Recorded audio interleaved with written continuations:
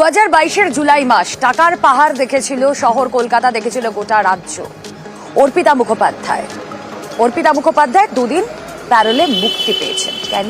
তার মায়ের মৃত্যুর কারণে। জেলে পার্থ চট্টোপাধ্যায়, কিন্তু দুদিনের প্যারোলে মুক্তি পেয়েছেন অর্পিতা। আসুন এই নিয়ে আরো বিস্তারিত জানি, আমাদের প্রতিনিধি ইরণ রয় বর্মন রয়েছেন সঙ্গে। ইরণ,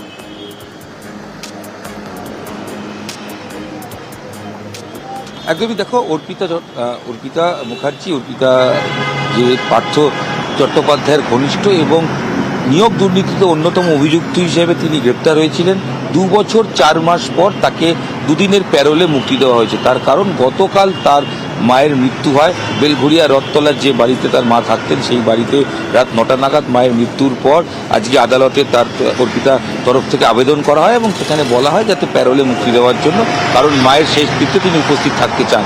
সেই মতো আজকে সন্ধেবেলা 7টা নাগাদ এরকম সময় তিনি বেলঘড়িয়ায় আসেন এবং মায়ের শেষ যাত্রায় তিনি সামিল হন। মায়ের শেষ যাত্রা বা শেষ যে কৃত্য, সেই কৃত্য আড়িয়াদহ ঘাটে সেখানে সম্পন্ন হচ্ছে। কিন্তু অর্পিতা আসার পরেই যেটা দেখা যায়, তিনি গাড়িতে যখন পুলিশের গাড়িতে ছিলেন তখন থেকেই তিনি কান্নায় ভেঙে পড়েন এবং ভেতরে তিনি যখন যান সেখানে কিন্তু মায়ের মরদেহের কাছে বসে তিনি কান্নায় ভেঙে পড়েন। তখন যারা দেখেছিলেন তারা তো বলছিলেনই, পরে অর্পিতা নিজেও এসে বলেন যে তিনি দুর্ভাগ্য। তিনি বারবার বলতে থাকেন তিনি হয়তো বাইরে থাকলে হয়তো আরেকটু বেটার ট্রিটমেন্ট করাতে পারতেন, বেটার চিকিৎসা করাতে পারতেন। এই ঘটনায় তিনি বারবার বলছেন যে তার কাছে এটা দুর্ভাগ্য, মায়ের সেরকম চিকিৎসা বা সেবা তিনি করতে পারলেন না। তিনি এই মুহূর্তে কথা বলার মতো জায়গাতেও নেই।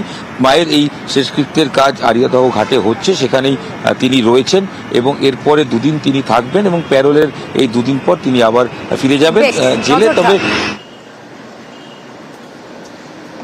দুর্ভাগ্য, আমি কি বলবো, এগুলো বলার ভাষা নেই। আমার সেই মন মানসিকতা নেই এখন যে আমি ক্যামেরার সামনে কথা বলবো।